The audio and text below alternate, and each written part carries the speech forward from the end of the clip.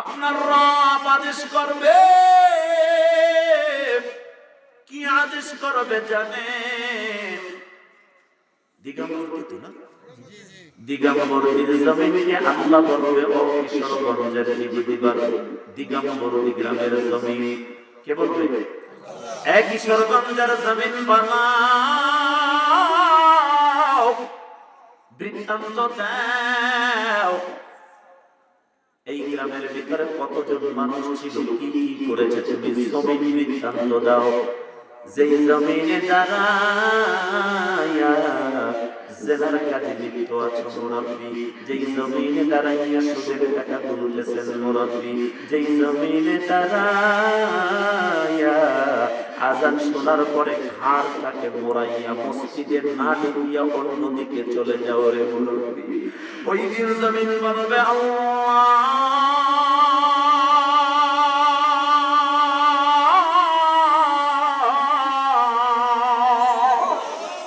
আমি দিগম্বরদের জমিন,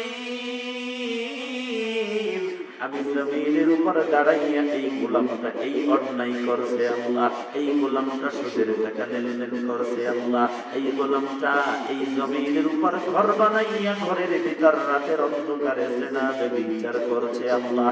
একটার পরে একটা জমিন যখন বৃত্তান্ত দেওয়া শুরু করবে, তখন প্রত্যেকটা মানুষের ব্যাপারে আমার আল্লাহর কাঠগড়াই হিসাব আছে না না? মুসলমান ইমানদার, তখন আমার আল্লাহ বলবে না গোলাম শোনো, তোমার ব্যাপারে যা বলা হলো এ ব্যাপারে তোমার কোনো কথা আছে নাকি? বান্দার হাতের ভিতরে একটা কাগজ দেওয়া হবে, আমলনামা দাও। বান্দা আমলনামাটা হাতে নিয়েই বলবে আল্লাহ, যে আমলনামা আপনি আমাকে দিয়েছেন এটা আমার না। জোরে বলেন নাউযুবিল্লাহ। আল্লাহ বলে না এটা তোমার, বলে এটা আমার না। আল্লাহর সাথে কখনো সমঝুরি আর চালাকি চলবে চলবে না। বান্দা বলবে না আল্লাহ এটা আমার না, আল্লাহ ডাক দিবে কিরামান কাতিবিন,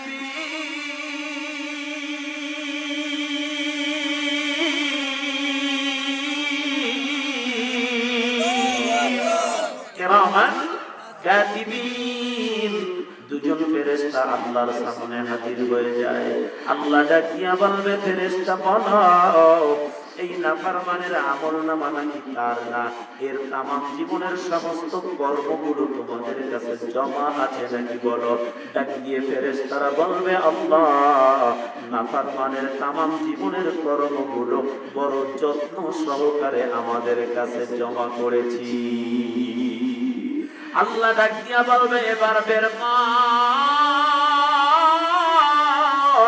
নাফরমানের তামাম জীবনের কর্ম বের কর। ওই কর্মগুলো যখন দুজন ফেরেশতা বের করে দিবে নাফরমানের হাতে, এবার আল্লাহ বলবে নাফরমান বলো, পূর্বে যে আমলনামা দেওয়া হয়েছিল আর এখন যেটা দিলাম এই দুইটার মিল আছে নি? নাফরমান বলবে আল্লাহ, আগে যেটা দিয়েছিলেন আর এখন যেটা দিলেন মনে হয় জানি একই লেখকের লেখা, একই প্রেসের ছাপা, একই তো আল্লাহ, তবে স্বীকার করলাম এটা আমার। নাউযুবিল্লাহ, জোরে বলেন না। নাফরমান এখন স্বীকার করে, এর কারণ কোথায়? দুনিয়ার জমিনে ছলছুতুরি করে চলছে। ভালোটারে মন্দ, মন্দটারে ভালো, খারাপটারে মন্দ, ভালোটারে মন্দ বলছে। জোরে বলেন আছে না নাই? খারাপটারে ভালো বলছে, ভালোটারে মন্দ বলছে। দুনিয়ার জমিনে সারা সপ্তাহ নামাজের খবর ছিল না, কিন্তু সমাজে দাঁড়াইছে ওযু থাকুক না থাকুক আল্লাহু আকবার, টুপি লাগাইয়া বছরে দুই একবার সাধু হয়ে রয়েছে। মনে করছে সবার কাছে মিলিয়া আমি বোধহয় এখন ভালো হয়ে যাব, সবার কাছে আমি প্রিয় হয়ে যাব, সাধু বাবা হয়ে যাব। কিন্তু আল্লাহ বলে, ও গোলাম না, তোমার তামাম জীবনের সব কর্মগুলো আমার কাছে জমা। বান্দা ডাক দিয়া বলবে, আল্লাহ আমলনামা আমার আমি স্বীকার করে নিলাম, তবে যেই আমলনামা আপনি আমাকে দিয়েছেন এর ভিতরে যত গুনাহ আছে সব গুনাহ আমি করি নাই। আওয়াজটা বাড়ায়া বলেন নাউযুবিল্লাহ। বলে, আল্লাহ আপনি এর ভিতরে যত কর্মের কথা লিখছেন, গুনার কথা লিখছেন, এগুলো সব আমি করি নাই আল্লাহ, কিছু করছি আর কিছু আপনার ফেরেশতারা বানায়া লিখছে। নাউযুবিল্লাহ, একটু জোরে বলবেন না? আচ্ছা বাবাজি, আজকে কয় তারিখ আপনারা বলতে পারবেন? 13 তারিখ। তো আজকে থেকে মাত্র 3 দিন আগে 10 তারিখ দুপুর বেলায় আপনারা কি খাবার, মানে কি তরকারি দিয়ে আপনারা খাবারটা খেয়েছিলেন? একজন স্মরণ আছে? একজন বলেন হুজুর, আপনি বলতে পারবেন? স্মরণ নাই? দেখেন, আজকে থেকে 3 দিন আগে আপনি কি তরকারি দিয়ে খাবার খেয়েছেন আপনার স্মরণ নাই? আরে 70 বছরের জিন্দেগিতে যত গুনাহ করছ,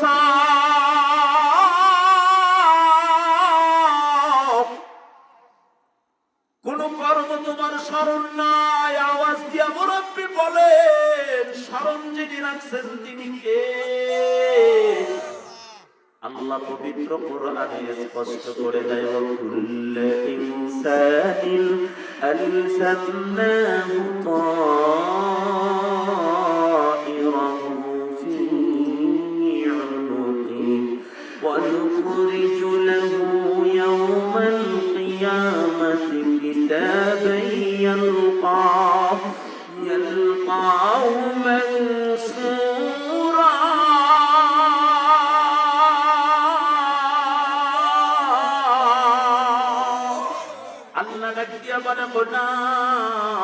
আমি প্রত্যেকটা মানুষের তামাম জীবনের কর্মগুলো এই জায়গায় জমা করে দিলাম। আল্লাহু আকবার, জোরে বলেন। এখান থেকে আমাদের ময়দানে বের করে দিব একটি কিতাব, যেই কিতাবগুলো বান্দা তুমি খোলা অবস্থায় পাইবা। আল্লাহু আকবার, জোরে বলেন। কিতাবখানা কি অবস্থায় পাইবা? খোলা অবস্থায় পাইবা। এরপরে আল্লাহ ডাক দিয়া বলে, ইকরা কিতাবাকা কাফা বিনাফসিকা আল-ইয়াওমা আলাইকা হাসিবা।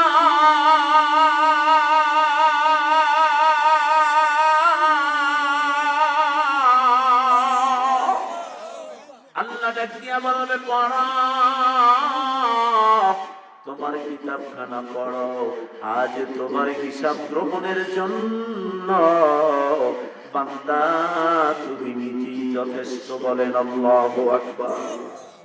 আল্লাহ আমলনামা হাতে দিবেন, পড়ো, ইকরা কিতাবা, পড়ো, তোমার তামাম জীবনের কর্মগুলো পড়ো।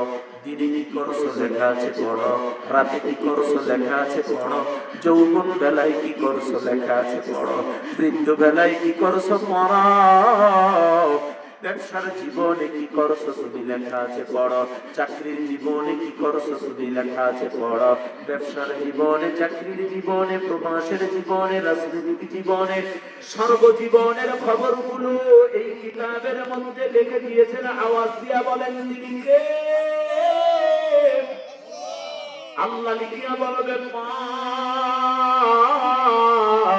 তখন ওই বান্দার জবান দিয়ে বের হয়ে যাবে, লা ইউগাদিরু সাগীরাতান ওয়ালা কাবীরাতান ইল্লা আহসাহা।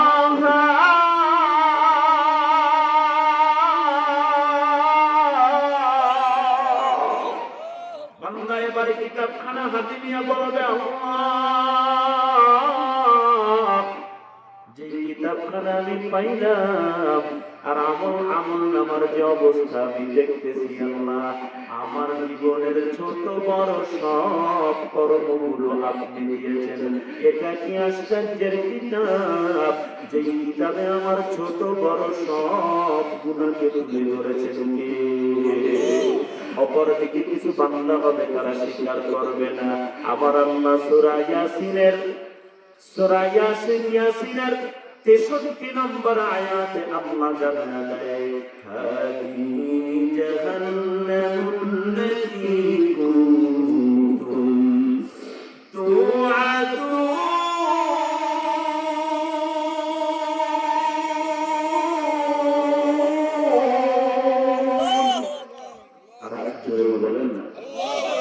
আরেকটু জোরে বলেন না, হাদিহি জাহান্নামুল্লাতী কুনতুম তুআদুন। এই সে জাহান্নাম যার ওয়াদা তোমাদেরকে করা হবে। ফিরোজপুর বরিশাল থেকে নাসিরউদ্দিন আসিয়া জাহান্নাম থেকে বাঁচার দরদ নিয়ে বয়ান করেছে, ডাক দিয়েছে, দাওয়াত দিয়েছে। কথা বলেন ঠিক কি না? উলামায়ে কেরাম এসেছে, নবী এসেছে, সাহাবীরা এসেছে, কেউ না কেউ তোমাদের কাছে এসে জাহান্নাম থেকে বাঁচার দরদ নিয়ে দাওয়াত দিয়েছে, কিন্তু দাওয়াত তোমার বুঝে আসে না। এই সেই জাহান্নাম যার ওয়াদা তোমাদেরকে করা হতো, ও বাবাজি এই গুনাহ ছাড়ো না হয় কিন্তু জাহান্নাম ছাড়া উপায় নাই। জাহান্নামকে আল্লাহ তুলে ধরিয়া ডাক দিয়া বলবে, এই তো জাহান্নাম, এই নাও যার ওয়াদা তোমাদের সাথে করা হতো। সূরা ইয়াসিনের 64 নম্বর আয়াতে আমার আল্লাহ জানা দেয়, ইসলামু ওয়ালিয়াহুমা বিমা কুনতুম তাকফুরুন।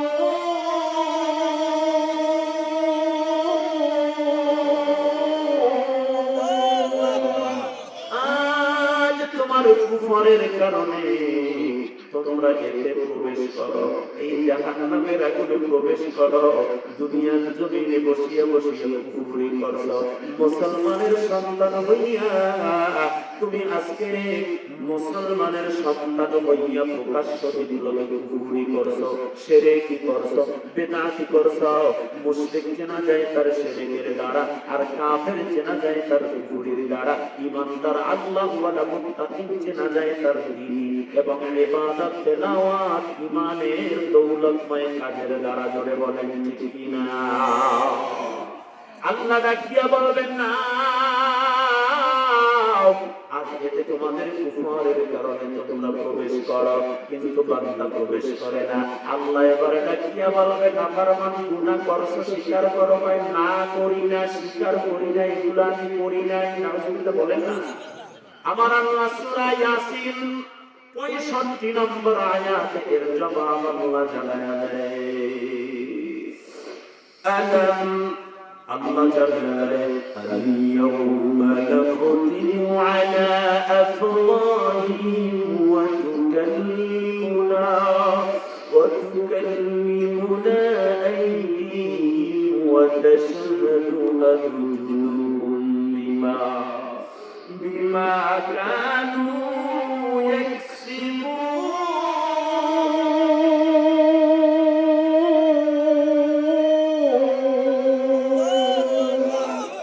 সূরা ইয়াসিন 65 নম্বর আয়াতে আল্লাহ জানা দেয়, আজ এদের মুখে আমি মোহর এঁটে দিব।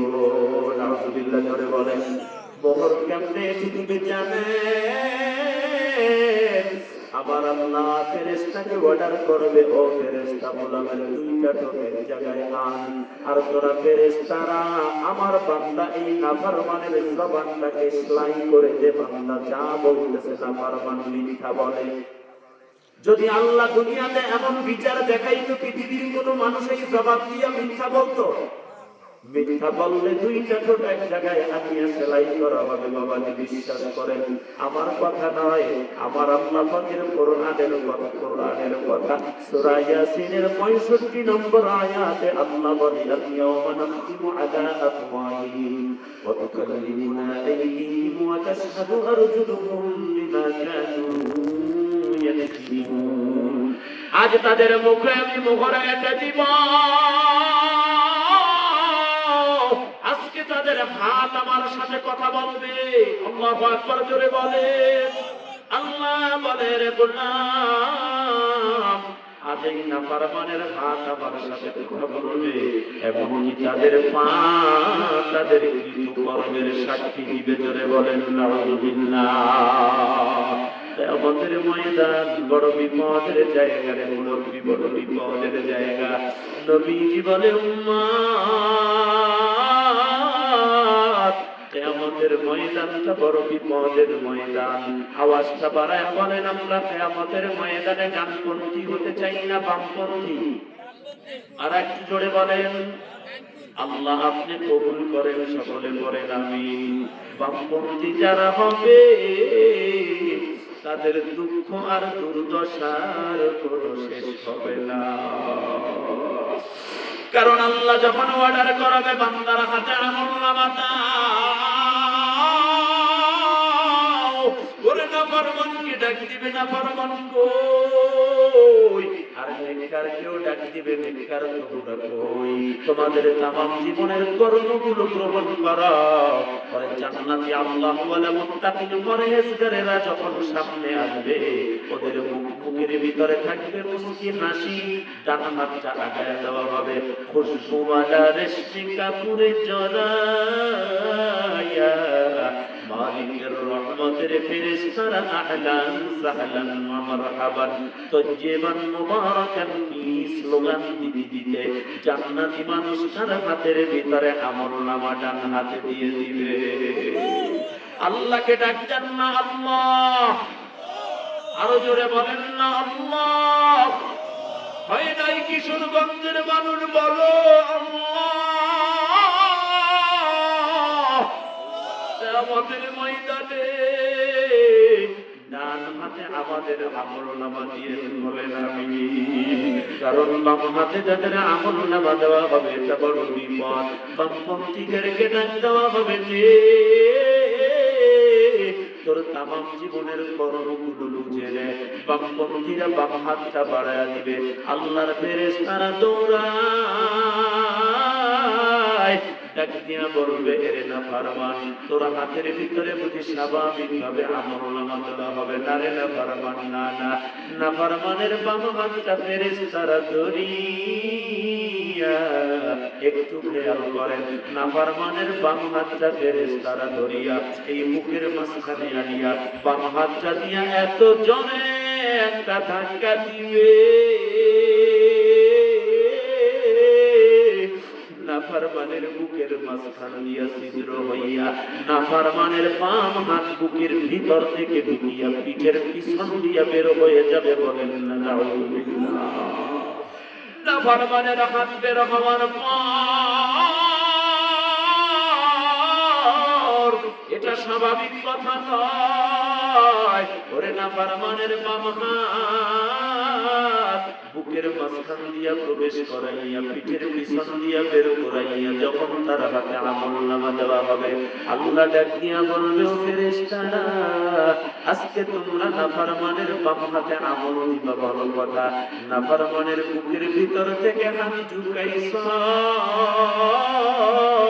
ফেরেশতারা বলবে, আল্লাহ আপনার হুকুমে হাতটা প্রবেশ করিয়া পিছনে নিয়েছি। ওরে ফেরেশতারা তার চেহারা কোন দিকে বলবে, আল্লাহ সামনে। কই জিন্দেগি ভার। এই নাফরমান চোখ দিয়া দেখিয়া দেখিয়া কোরআনের বিরুদ্ধে কথা বলছে রে, আলেমের বিরুদ্ধে কথা বলছে, ইমামের বিরুদ্ধে কথা বলছে রে, ইসলামের বিরুদ্ধে কথা বলছে রে। আহলে হক উলামায়ে কেরামের ব্যানার হকপন্থী বুজুর্গ উলামায়ে কেরামকে মিথ্যা অপবাদ দিয়া বছরের পর বছর জেলখানায় রাখছে। জোরে বলেন ঠিক কিনা? ওই দিন ডাকিয়া বলবে, আলেমদের ঘাড় ওরা মটকাতে চাইছে, নাফরমানের চেহারা ধর। আজকে নাফরমানের ঘাড় মটকায়া পিছনের দিকে নিয়ে দে। আল্লাহু আকবার, জোরে বলেন।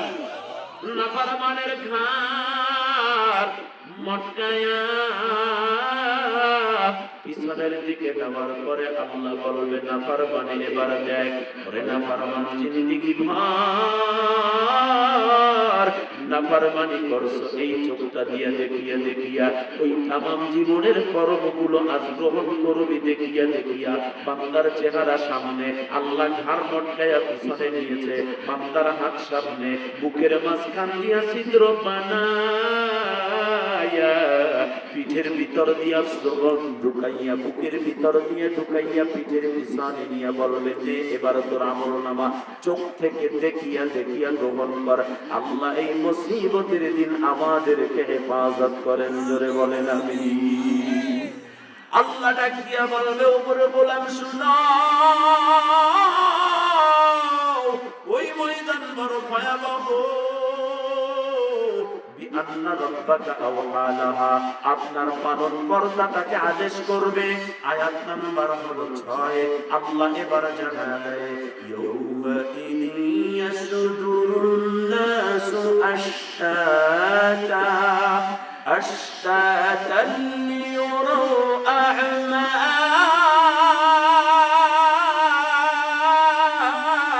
আ'মালাহুম। আল্লাহু আকবার, জোরে বলেন না। আপনাদের কি মনে বিশ্বাস হয় যে আমার কোরআন যা পড়ছি এগুলো ভুল না সত্য? আপনাদের আলেমরা তো পাশে আছে, জিজ্ঞাসা করেন না তেলাওয়াত যা করতেছি কোরআনে আসেনি?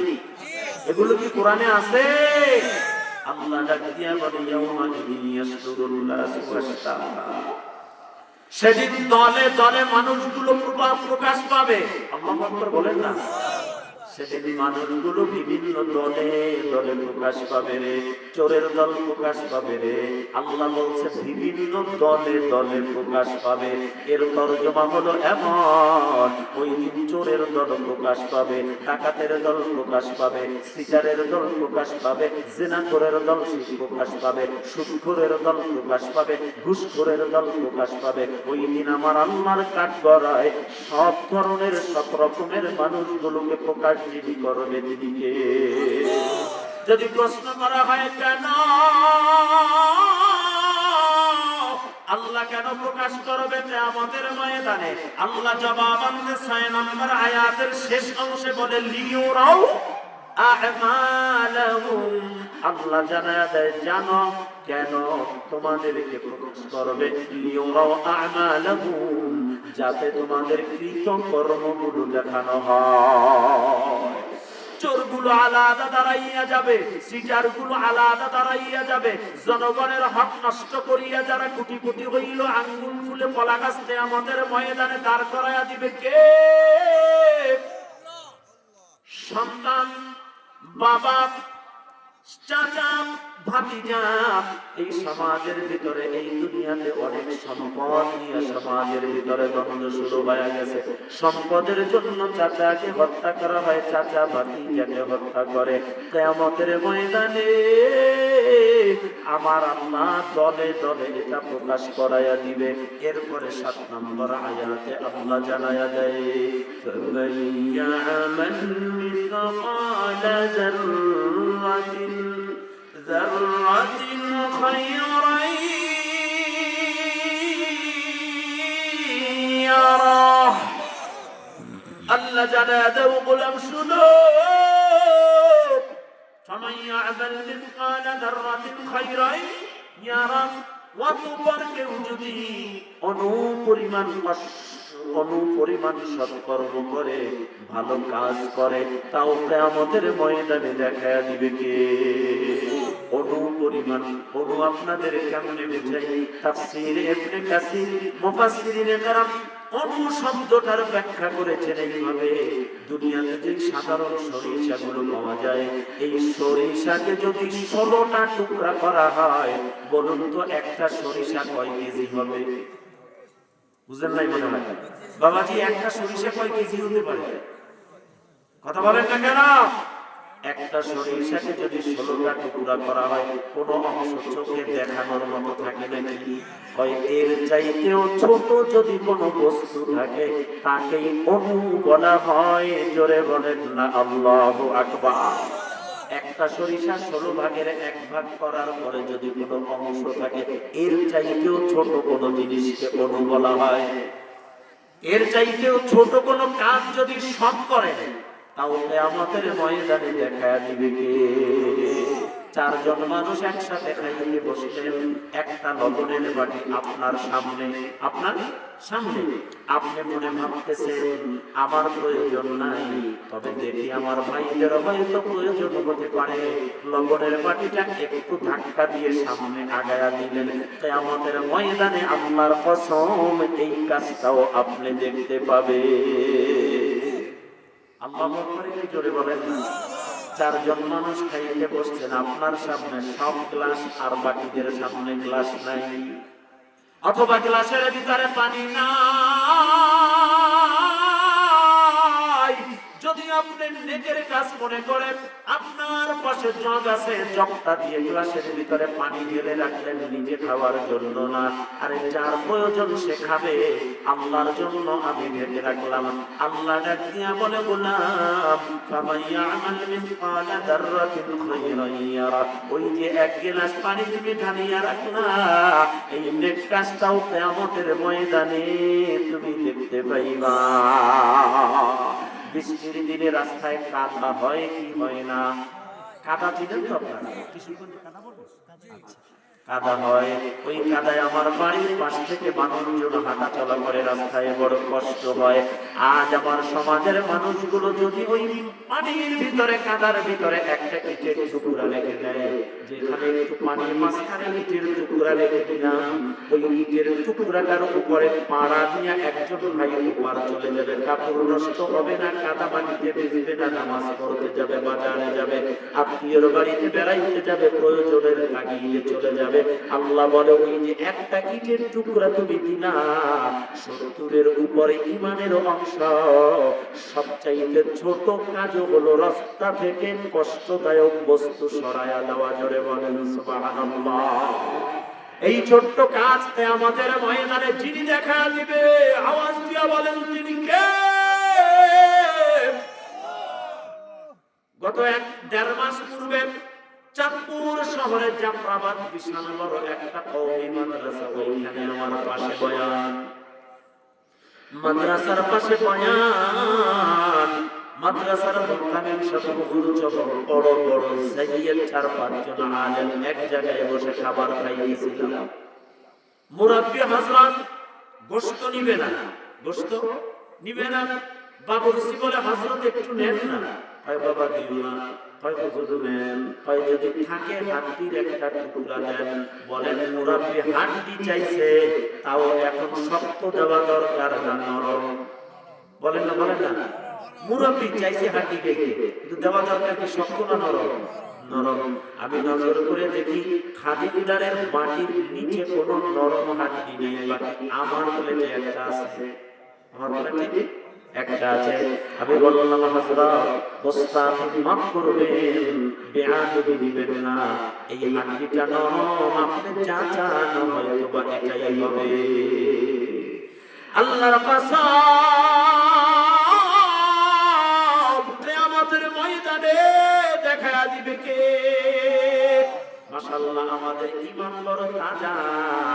রাস্তা যত পারি সরু করিয়া বেড়া দিয়া, লম্বা লম্বা চটা দিয়া বেড়া দিয়া, রাস্তাটাকে ছোট করিয়া মানুষের হাঁটা চলার রাস্তাকে কষ্টদায়ক বানাই। জোরে বলেন, এমন অভ্যাস আছে না? না আছে না হুজুর? আমরা পাক্কা ঈমানদার তো। খেতের আইন, আপনারা কি আইন বলেন না লাইন বলেন? লাইন, মাশাআল্লাহ। হ্যাঁ, বরিশালে আইন বলছে, জি জি আইন বলা। এখন খেতের আইন একটু চ্যাপ্টা রাখবেন। কি রাখবেন? চ্যাপ্টা বুঝেন তো, একটু চওড়া রাখবেন। কারণ এমন একজন ভাইয়ের বাড়ি আছে যে আইনের উপর দিয়ে যাতায়াত করে, যদি একটু চ্যাপ্টা রাখো অনেক ফসলের ক্ষতি তোমার হবে না। তবে দুনিয়ার জমিনে একজন ভাইয়ের জন্য জায়গা দেওয়ার কারণে কিয়ামতের ময়দানে 10 দুনিয়ার সমান জান্নাতের বাড়ি আপনাকে দিবে কে? সুবহানাল্লাহ, জোরে বলেন। আসলে আমরা তো 5 ওয়াক্ত নামাজি, মসজিদের আইসাব, কিছু আছে হাজি সাহেব, কিছু আছে কি সাহেব, আইসা পর্যন্ত, মানে হজে যাবার আগেও যে আকাম করছে, হজ দিয়ে আইসা এখন ডবল না। কথা বলেন না কেন? আসার পরে এখন কি করে? ডবলটা করতেছে। এটার নাম হলো আইসাব। আইসাব কাকে বলে যদি বলেছিলেন না আপনারা? একটা হলো হাজি সাহেব, আর কিছু আছে আইসাব। হাজী সাহেব মানে কি? একজন পবিত্র ব্যক্তির নাম, একজন সম্মানী ব্যক্তির নাম, গুনাহমুক্ত ফেরেশতা তুল্য একজন ব্যক্তির নাম। আল্লাহু আকবার জোরে বলেন। যে হজে গিয়ে বাইতুল্লাহর কাবা ধরে বলেছিলেন, আল্লাহ গুনাহ করেছি তো আর করব না, বাকি হায়াতটুকু ঈমান আমল দৌলতময় জিন্দেগির উপর কবুল করেন, আমিন বলেন। সে এখান থেকে ফিরে বাইতুল্লাহ থেকে ফিরে আসছে, সে একটা পয়গাম হাতে নিয়ে। যে রাসূল যখন দুনিয়াতে আসতো সমস্ত রাসূলকে আল্লাহ তাআলা একটা সংবিধান দিতেন দুনিয়াতে চলার জন্য। কিভাবে চলাবে? রাষ্ট্র, পৃথিবী, রান্না থেকে শুরু করে সংসার পর্যন্ত, এমনকি মানুষগুলোকে কি দাওয়াত দিবে, কোন প্রসেসে মানুষগুলো দুনিয়ার হায়াতটা শেষ করবে, জান্নাতি হয়ে যাবে। সুবহানাল্লাহ। রাসূলদের কিভাবে কিভাবে দেওয়া হলো। একজন হাজী সাহেব যখন বাইতুল্লাহর কাছে যায়, বাইতুল্লাহর পাশে দাঁড়াইয়া হাজী সাহেব আল্লাহর কাছে রোনাজারি করে, গুনাহ মাফ চায়, আর বলে আল্লাহ বাকি হায়াত ঈমান আমলে কবুল করো। যেই হাজী সাহেব হজ থেকে ফিরে এসে গুনাহ ছেড়ে দিল, মসজিদ ধরে নিল, গুনাহ ছেড়ে দিল, নেকের কাজ ধরে নিল, যে হাজী সাহেব গুনাহ ছেড়ে দিল, নেকের কাজ ধরে নিল, ওটা হলো হাজী সাহেব। আর যেটা হজে যাওয়ার আগেও খাইছে লাখে 30, খাইয়াও হজ কইরা আসার পরেও খাইতেছে লাখে 30, যত আকাম আছে একটাও ছাড়ে না, বিচারে মিথ্যা কথা একটাও ছাড়ে না। ওটা হাজী সাহেব না, ওটা আয়েশা। বলেন এটা কি সাহেব? আয়েশা ছিলেন তো? এটা কি সাহেব? আয়েশা। প্রিয় সুধী, আপনাদের ক্ষমতা আমার হলো না না, আপনি একটা লাইফটা দুই মাসে থেকে এত চিকুন করেন যে একজন ভাই চলাফেরা করতে পারবে না। এত দরকার কিছু মনে রাখবেন, হায়াতের বেশি মানুষ বাঁচে না, রিজিকের বেশি মানুষ খাইতে পারে না।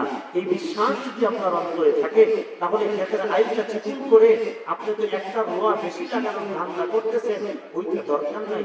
বরকত বাকি থেকে আল্লাহ পুষায়া দেবে, আমিন বলেন। এমন হয়তো আমাদের জীবনে যে অনাবৃষ্টি, শিলাবৃষ্টি, ভারী বৃষ্টির মাধ্যমে এই কিশোরগঞ্জের বড় বড় হাওরের জমিগুলোর ফসল নষ্ট হয়, হয় কিনা বলেন? মানুষ বলে এবার আর কাঁচি নিয়ে জমিতে যাওয়া লাগবে না, ধান রোপণ করা লাগবে না, কিন্তু আলহামদুলিল্লাহ ওই বছর অল্প ধানে এমন মুনাফা, এত দাম আল্লাহ বৃদ্ধি করে দেয়, বেশি ফলনের চাইতে অল্প ফলনে গরিব দুঃখীর মুখে হাসি ফুটে যায়, কষ্ট দূর হয়ে যায়। কথা বলেন ঠিক না? আর একটু জোরে বলেন না ঠিক না? আলুর দাম কত কেজি এখন? জোরে বলেন না। এই যে মুরব্বিরা আছে বাজার আমরা দেখছেন 80 টাকা কেজি খাইছি, আল্লাহ দিলে আল্লাহ খাওয়া। হ্যাঁ 80 টাকা কেজি।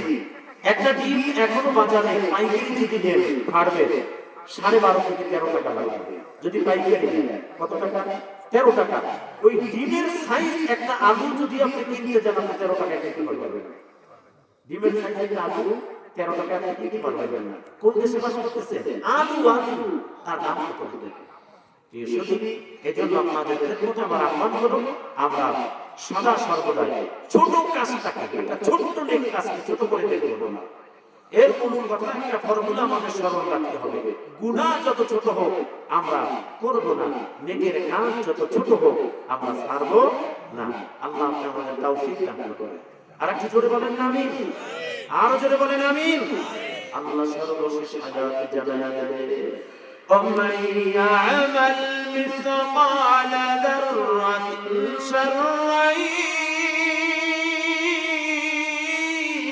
يَرَهُ। আরেকটু জোরে বলেন। আল্লাহ বলে কোন পরিমাণ অসৎ কর্ম যারা করবা তাও কিয়ামতের ময়দানে দেখায়া দিবি। এই মাহফিলের বরকতে কিছু দোকানপাট আসছে কি আসছে না? বাদামের দোকান আছে না নাই? কিছু ভাই বাদাম খায়, গিয়ে দোকানদারের কাছে 20 টাকার বাদাম চায়, দোকানদার 20 টাকার বাদাম মাপতেছে, এদিক থেকে মাশাআল্লাহ 4-5টা খেয়ে ফেলেছে। আসেনি আমাদের বরিশালের ভাষায় কয়েকটা আলগা খায়, কি খায়? নোয়াখালীর ভাষায় কয়েকটা আলগা খায়, কি খায়? আলগা। আপনাদের দেশে কি করে? আলগা তো বড়ই কিনতে গেছে, কয় বড়ই এলা বড়ই দাও 1 কেজি। কেজি কত? কয় 70 না 50 দিব। কয় না ভাই ওই তো না, কয় 60 দিব। ওই দিক দিয়ে দর করতেছে, এদিক দিয়ে কি চলতেছে? কথা বলেন না কেন? মেশিন চলতেছে, দর করতেছে, মেশিন চালাইতেছে। ওদিকে মানতে করতে দিদি 250 গ্রাম খাইয়া গেছে। কথা বুঝিনি আপনারা? আলগা 250 গ্রাম খাইয়া বলেছে কাটটা খাই দেবে। আপনি চাইলেন 250 গ্রাম অথবা 1 কেজি, দোকানদার 1 কেজি তো আপনাকে দিয়ে দিচ্ছে, একটা কম তো দিচ্ছে না, তাহলে আপনি খাইতেছেন কাটটা। অবশ্যই দোকানে যাবেন।